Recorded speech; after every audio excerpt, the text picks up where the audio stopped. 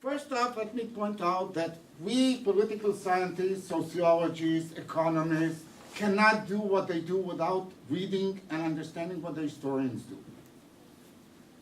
History is the laboratory of all the social sciences. And the work of the historian is indispensable for any of us who tries to understand long-term complex processes.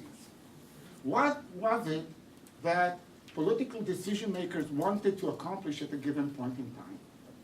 Did they accomplish it? If not, why not? Does a pattern repeat itself of a gap between objectives, action, and consequences? And if it does, why? Can we learn from it? One of the things that we observed at this conference is that documents do not create a consensus. You still have to interpret it. And when it comes to interpretation, people differ. It's important to understand that the Yom Kippur War was not one-sided affair. It was multilateral. It was Egypt and Syria who started this process, tried to get Jordan involved, the Jordanians didn't want to get involved, got the Iraqis involved, and then the whole process unfolded in a way that Israel got involved, the United States, the Soviet Union, a bunch of other actors, and so on. First off, Israel changed its aerial strategy, both developing very sophisticated technologies dealing with anti-aircraft missiles and with anti-aircraft warfare. And secondly, they developed capabilities to deal with the conflict. Now, another point about the end of the war.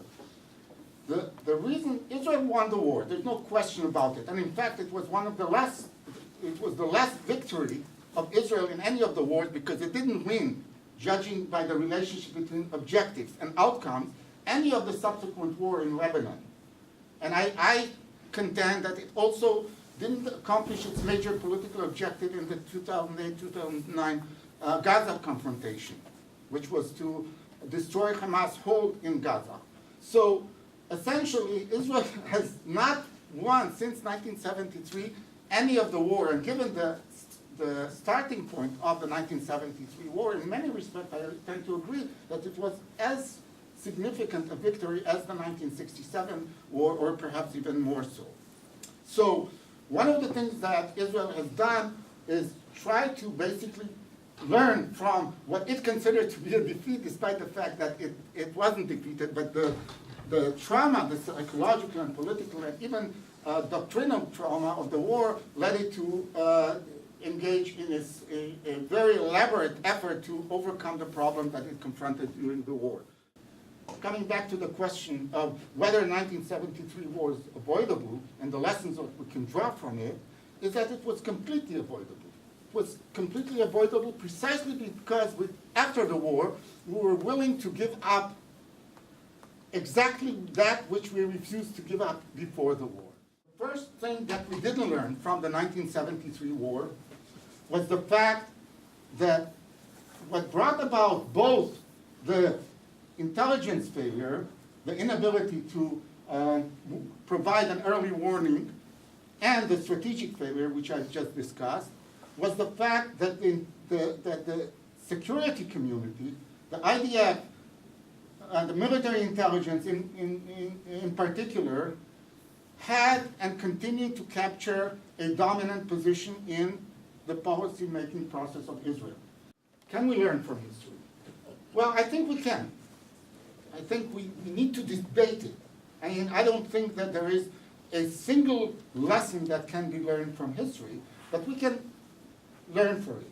I think that one of the problems that we have is admitting that we failed. We failed to admit that we failed in Lebanon in 1982. There's still a debate. There's still a debate on a failure to admit that the war in 2006 was unnecessary. I think that we need more open debates on very critical questions, such as the value of nuclear weapons, the policy towards Iran. There is a debate about the policy towards the Palestinians, but I don't see anyone seriously challenging this notion of you have to continue fueling settlements because this happens, and the same people who support the settlements, keep getting reelected and reappointed to the coalition. And finally, as I mentioned, methodologically, it's important to study not only episodes. Episodes are important, especially watershed crises like the Yom Kippur War, but it's important to understand trends. If you want to learn from past mistakes, again, not only to repeat them, but to fix problems, then don't look only at the episode. Look at the trend.